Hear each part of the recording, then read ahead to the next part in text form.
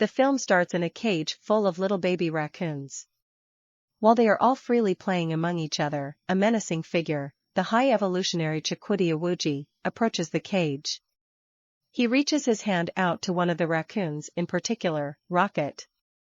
In the present day, the Guardians of the Galaxy, Peter Quill Star-Lord Chris Pratt, Rocket Bradley Cooper, Groot Vin Diesel, Nebula Karen Gillan, Mantis Palm Clementif, Kraglin Sean Gunn, and Cosmo the Space Dog Maria Bakalova, have taken refuge on Nowhere and set up their headquarters there. Peter has still been mourning the loss of the original Gamora Zoe Saldana and has been drinking himself unconscious, and Nebula has to carry him to his room. Have a bit of a rivalry going on as they test their telekinetic abilities. Kraglin has been trying to master using Yondu's arrow with his fin, but he hasn't quite gotten the hang of it. From deeper out in space, the being known as Adam Warlock Will Poulter, created by the Sovereign High Priestess Aisha Elizabeth Debicki, comes flying in at full speed to Nowhere, crashing into Rocket. The Guardians leap into action, but during the fight, Adam tears Groot's head off. He's okay, though, and directly targets Rocket. Peter and Mantis try to help Rocket after he has been gravely wounded by Adam, while Drax attempts to beat up the Golden Man. Before Adam can kill Drax, Nebula impales him with one of her blades. Using on Rocket is not working, and comes close to killing him before Nebula tells them to take it off him. Adam retreats while Nowhere is left in destruction. As the Guardians carry Rocket to safety, he appears to have a flashback to his time being experimented on by the High Evolutionary. He was marked 89P13 and thrown into a cage with 3 other animal test subjects, an otter with mechanical arms Linda Cardellini, a walrus with wheels for legs Asim Chaudhry, and a rabbit with other mechanical attachments Michaela Hoover.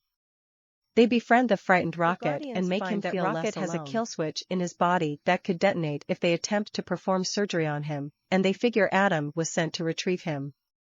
Nebula finds that there's a passkey that can override the kill switch, but it would be with Orgacorp, the company that experimented on him. Peter wastes no time in leading the Guardians, minus Kraglin and Cosmo, to head out there to save his friends. At the R8 lab on Counter-Earth, the High Evolutionary meets with Aisha and Adam, as they not only work for him, but High Evolutionary is responsible for the creation of the Sovereign, among other races and species across the galaxy, as he is High Evolutionary's most valued asset.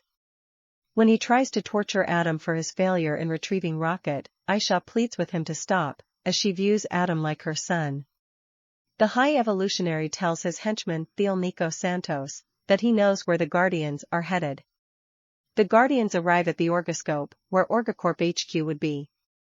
While they prepare to break through the shield, Peter and Mantis discuss how he has never returned to Earth since he was taken by the Ravagers, and Peter says the only person he would know is his grandfather, and he doesn't know if he's still alive. Moments later, the Guardian's ship is boarded by Ravagers, led by Stakar Ogord. Sylvester has joined them, and she has been secretly communicating with Nebula. Peter is stunned to see Gamora, even though this version is not familiar with the rest of the Guardians. Stakar gives the Guardians spacesuits and instructs them to avoid Orgocentries while they try to access the company's records for information on Rocket. Another flashback shows how Rocket was highly intelligent, which is why High Evolutionary kept him close. He had also witnessed the development of Counter-Earth, where High Evolutionary was sending his completed experiments.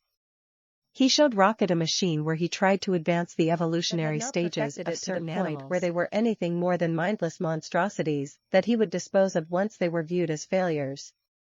To the surprise of High Evolutionary, Rocket seemed to have figured out the problem involving the proteins in the organisms they were using. The Guardians descend onto the Orgoscope, with Peter trying to have a heart-to-heart with Gamora, only for her to reject him since she is not the same Gamora he used to know and love. They stash their spacesuits somewhere before being found by Orgocentries led by Master Karja Nathan Fillion, but the Guardians pretend to be working there.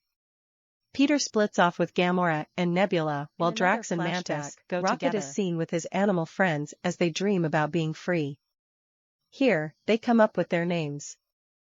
The otter names herself Lilla, the walrus names himself Teefs, and the rabbit names herself Floor, before Rocket picks his own name after seeing a rocket flying over Counter-Earth. The Guardians play Rocket's file and witness the horrors that he was subjected to under High Evolutionary. The passkey is also not found in the file, but it is in the memories of a device in Theal's head. When Peter starts trying to head out to find Theal, Gamora argues against the plan until Nebula tells her that Rocket is still their family and Adam as they take in a captured Ravager and his pet, later named Blurp. While Aisha tries to get Adam to interrogate the Ravager for info on the Guardians, he ends up frying him to death with his powers, angering Aisha. Moments later, she hears Gamora contacting the Ravager over a radio, sending coordinates for her to get picked up and unknowingly letting Aisha know where they are headed. Meanwhile, Adam takes a bit of a liking to Blurp. Another flashback SES, the High Evolutionary madly bringing Rocket to witness his next experiments, as he took Rocket's suggestions over the proteins in the animals and had perfected it to make his creatures more advanced. High Evolutionary also talks down to Rocket as though he was a failed experiment full of creatures to be incinerated. The Guardians make it to Counter-Earth, which has many suburban neighborhoods like the ones Peter used to know, inhabited by humanoid animal creatures. When they touch down, Drax makes a bad impression by throwing a ball at a child's head, and the other inhabitants begin pelting the Guardians with garbage until Groot makes himself gigantic to scare them away. After Peter helps a Batwoman, she takes him and his friends into her home, where they help the Guardians find High Evolutionary Station so they can find Theal, and the family lets Peter take their car with Nebula and Groot.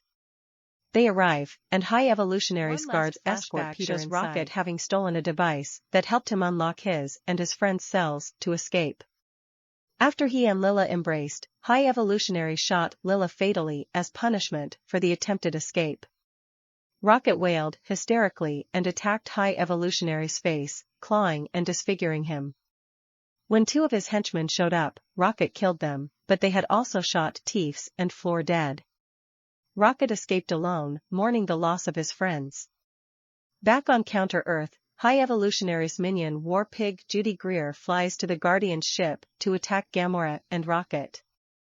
Adam finds War Pig as she attempts to bring Rocket in, and he tears her head off and confronts him over his actions before he declares that he is going to destroy the planet and start all over. Counter-Earth begins to get destroyed, along with its inhabitants. Adam tries to fly back to Aisha, only to watch her get blown up in her ship. Peter and Groot fight off some of High Evolutionary's henchmen before jumping out of the window with Theal, and Groot creates wings to keep himself and Peter up as he drowns Theal and steals his memory. The rest of the Guardians make it back to their ship as the planet continues to blow up around them. In the chaos, Mantis, Drax, and Nebula end up on High Evolutionary's ship while Peter and Groot make it back to their ship with Rocket for their predicament, while Mantis tries to defend him despite knowing he does stupid things that get them in trouble. Peter, Gamora, and Groot frantically rush to use the passkey to save Rocket. He finds himself in a white realm being met by Lila, Teefs, and Floor, as though they are welcoming him to the afterlife. Rocket seems ready to join them until Lila tells him that he still has a purpose left in his life. They share a kiss before Rocket finally comes back to life and embraces his friends. They then receive communications from Nebula, as she and Drax and Mantis have found a large group of captured children that High Evolutionary has been keeping for experiments. They hear Rocket's voice over the radio and are overjoyed to know he's alive. High Evolutionary captures them and lets the other Guardians know. Peter leads them to go rescue their friends and contacts Kraglin for help. Drax is able to calm down the captured children since he speaks their native language, and he also manages to make them laugh by acting goofy like he used to with his own daughter. He, plus Mantis and Nebula, get put into a room with 3 obelisks, but Mantis manages to use her powers to get them on their side and help them charge into battle. Kraglin and Cosmo help bring Nowhere close to the ship, but High Evolutionary's forces begin attacking. Kraglin sees a vision of Yondu Michael Rooker encouraging him to use his heart in order to fly the arrow, and it works when Kraglin destroys the High Evolutionary's telekinetic powers to squash a henchman coming their way. The High Evolutionary's henchmen attempt to revolt, only for him to use his powers to vaporize all of them. Once the Guardians reunite, they are joined by Adam and Blurp. Together, they take on High Evolutionary's army and utterly annihilate them.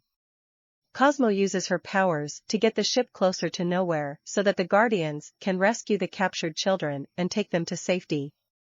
Before leaving, Rocket finds a litter of baby raccoons along with other animals and begins to try and free them. High Evolutionary finds him and almost kills him, saying once again he is nothing more than a failed experiment, until Rocket reminds him who he really is and deliver a well-deserved beatdown to High Evolutionary before Nebula pulls his face off, revealing the horrible disfigurement that Rocket left him with. Rocket chooses not to kill High Evolutionary, but they leave him to die as his ship begins to explode.